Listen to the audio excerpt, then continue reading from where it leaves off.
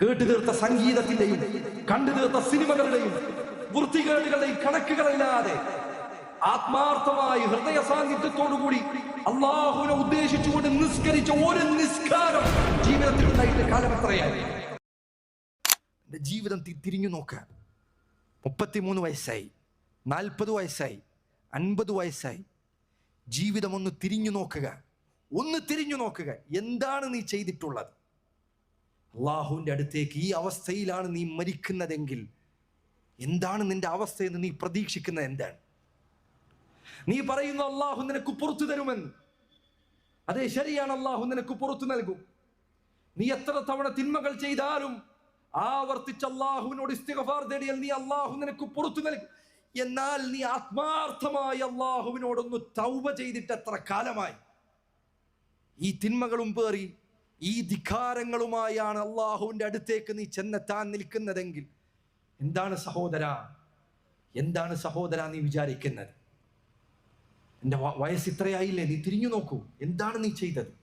പണ്ഡിതന്മാരിൽ ചിലർ, വാല്യക്കണക്കിന് ഗ്രന്ഥങ്ങൾ എഴുതിയ ഉലമാക്കൾ, അവരുടെ ചരിത്രത്തിൽ കാണാം, അവരിൽ ചിലർ കണ്ണാടിക്ക് മുൻപിൽ ചെന്ന് നിന്ന് 40-50 വയസ്സായപ്പോൾ അവരിൽ ചിലർ നരച്ച താടിയും പിടിച്ച് അവരവരോട് തന്നെ കണ്ണാടിയിലേക്ക് നോക്കി ചോദിച്ചിട്ടുണ്ട്, ഇത്ര വയസ്സായി നീ എന്താണ് ഇതുവരെയായി ചെയ്തത്? ഒന്ന് കണ്ണിൽ നോക്കി ചോദിക്കുക, അവനവനോട് ചോദിക്കുക, നീ എന്താണ് ചെയ്തത്? അല്ലാഹു നിനക്ക് നൽകിയ ജീവിതം കൊണ്ട് നീ എന്താണ് നിനക്ക് വേണ്ടി സമ്പാദിച്ചു വെച്ചിട്ടുള്ളത്? കേട്ടു തീർത്ത സംഗീതത്തിന്റെയും കണ്ടു തീർത്ത സിനിമകളുടെയും വൃത്തികേടുകളുടെയും കണക്കുകളല്ലാതെ ആത്മാർത്ഥമായി ഹൃദയ സാന്നിധ്യത്തോടുകൂടി അള്ളാഹുവിനെ ഉദ്ദേശിച്ചുകൊണ്ട് നിസ്കരിച്ച ഒരു നിസ്കാരം ജീവിതത്തിൽ ഉണ്ടായിട്ട് കാലം എത്രയായി? സ്വന്തത്തോട് ചോദിക്കുക. മറ്റുള്ളവരെ കുറിച്ച് നീ ചിന്തിക്കേണ്ടതില്ല. പറയുന്ന എന്നെ കുറിച്ച് പോലും നീ ആലോചിക്കേണ്ടതില്ല.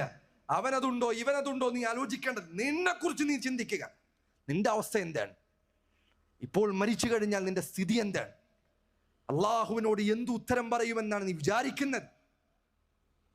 എന്തു പ്രവർത്തനങ്ങളുമായിട്ടാണ് നീ ചെല്ലുന്നത്? ഒരു വേള, ഒരു സമയം, കുറച്ചു നേരം ഒന്ന് ആലോചിക്കുക. കുറച്ചു നേരം നിനക്കും അള്ളാഹുവിനും ഇടയിൽ ഒരാളുമില്ലാതെ നീ നിന്റെ ജീവിതം ഒന്ന് വിലയിരുത്തുക. പ്രിയപ്പെട്ട യുവാക്കളെ, പ്രായം ചെറിയ കുട്ടികളെ, ഇസ്ലാമിനെ കുറിച്ച് അറിവ് ലഭിച്ചവരെ, അള്ളാഹു നിങ്ങൾക്ക് നൽകിയ നിഅമത്തിന്റെ വില നിങ്ങൾ മനസ്സിലാക്കുക.